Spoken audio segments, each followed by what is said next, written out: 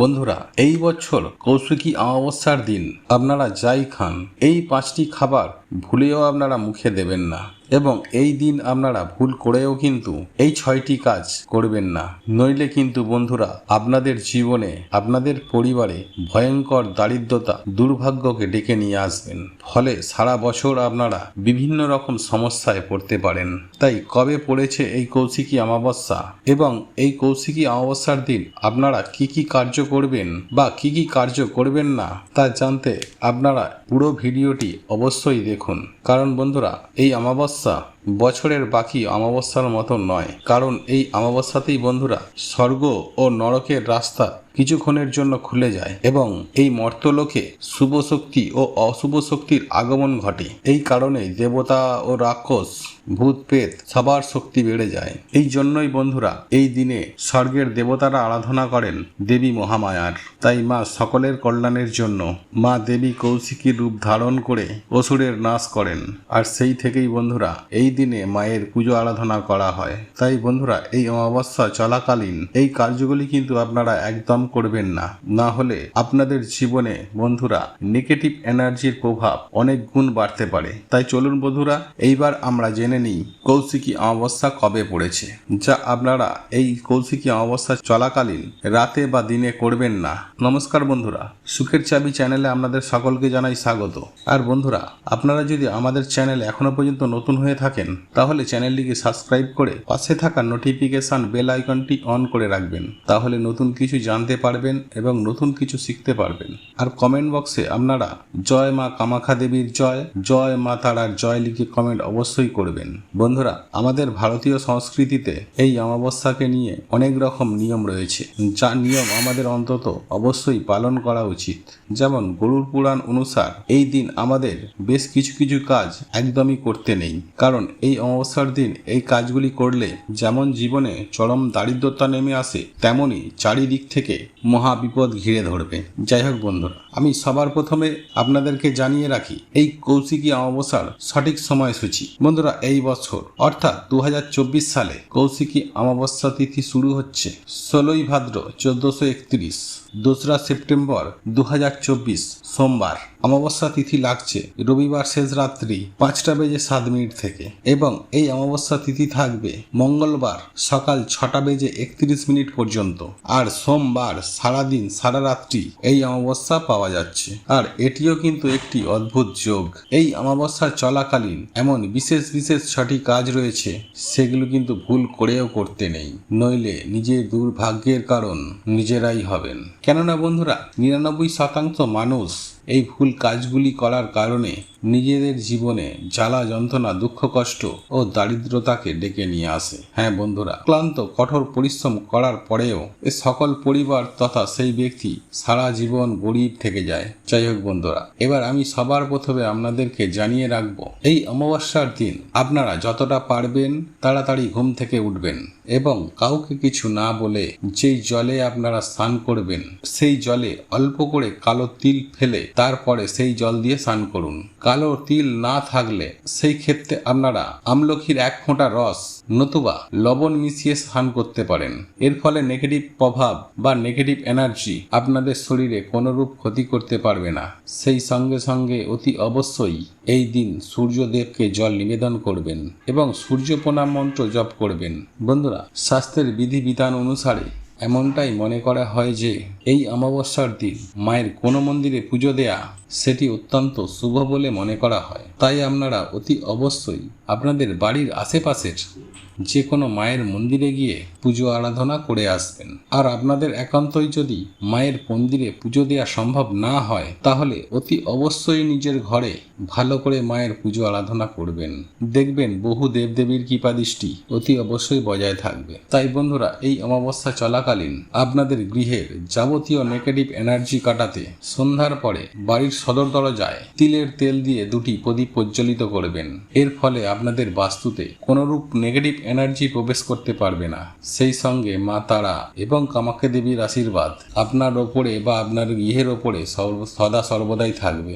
এর ফলে আপনার পরিবারে সুখ, শান্তি, সমৃদ্ধি ও স্বাচ্ছন্দ্যের উচ্ছ্বাস ঘটবে।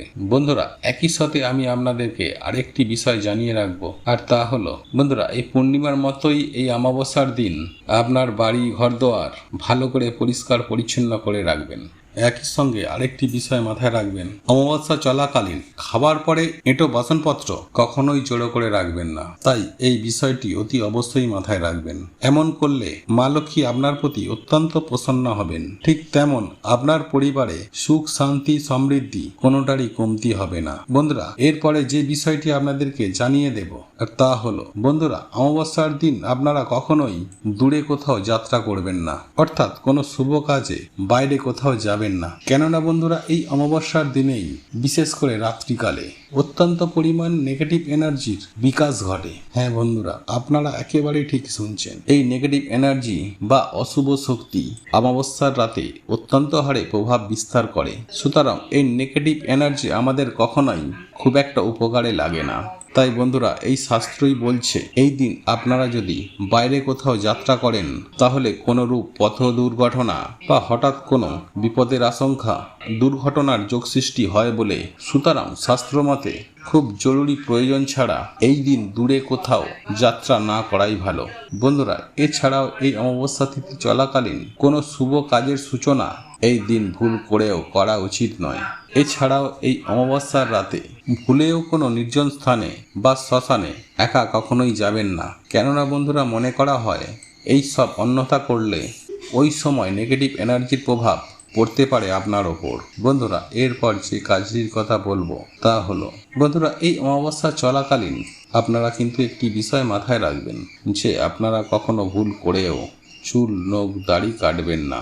কেননা কাটা নখ ও চুল দিয়ে বিভিন্ন রকমের তান্ত্রিক ক্রিয়া বা ব্ল্যাক ম্যাজিক করা হয় বলে অনেকের বিশ্বাস।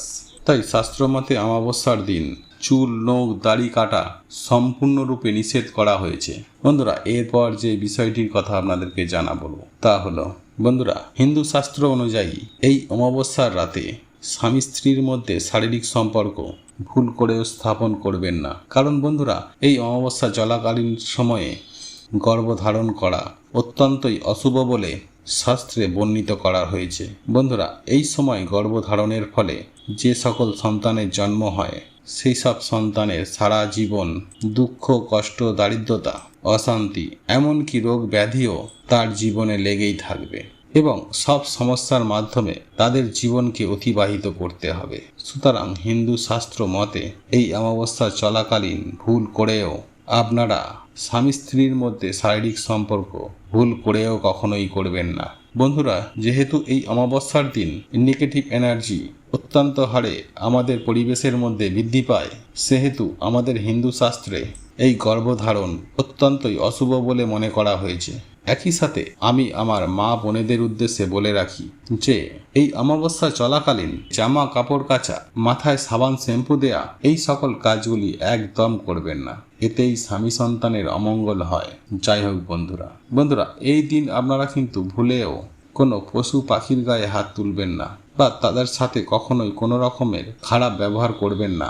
এতেই গ্রহের কুপ্রভাব আমাদের জীবনে এসে পড়ে। যাই হোক বন্ধুরা, চলুন এবারে আমি আপনাদের বলে রাখি বছরের এই শক্তিশালী অমাবস্যার দিন কি কি খাবার আপনারা খাবেন না। বন্ধুরা, এই অমাবস্যা চলাকালীন আপনারা রাতে কিন্তু আপনারা কোনো রকমের মাছ, মাংস, ডিম, নেশা, ভাং, পেঁয়াজ, রসুন এবং কোনো ধরনের পোড়া খাবার বা দই খাবেন না। এছাড়াও এই রাতে আপনারা বাইরে থেকে খাবার কিনে এনে বাড়িতে না খাওয়াই ভালো। বিশেষ করে দুধ, মিষ্টি বা যে কোনো আমিষ খাবার, কারণ এই দিন বন্ধুরা নেগেটিভ এনার্জির পরিমাণ অত্যন্ত হারে বৃদ্ধি পায়। তাই এই সব খাবার এই দিনে না খাওয়াই ভালো। এছাড়াও প্রত্যেকটা অমাবস্যা, পূর্ণিমা, গ্রহণের দিনেও আমাদের শরীরে বিভিন্ন রকমের পরিবর্তন আসে।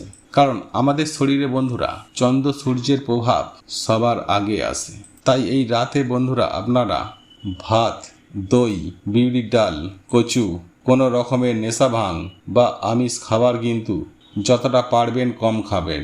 বন্ধুরা, এতে বিজ্ঞান অনুসার, আমাদের শাস্ত্রের অনুসার সারা বছর আপনারা ভালো থাকবেন, সুস্থ থাকবেন। চলুন বন্ধুরা, এরপর আপনাদেরকে সেই বিশেষ উপায় সম্পর্কে আপনাদেরকে জানিয়ে রাখি, যে উপায়টি করলে আপনাদের জীবনে ধনধান্যে পরিপূর্ণ হয়ে উঠবে। হ্যাঁ বন্ধুরা, আপনাদের জীবনে অর্থ সুখ সৌভাগ্যে ভরে উঠবে। তাই বন্ধুরা, পারলে এই উপায় বা ক্রিয়াটি এই অমাবস্যার রাতে অবশ্যই করুন। কারণ বন্ধুরা, এই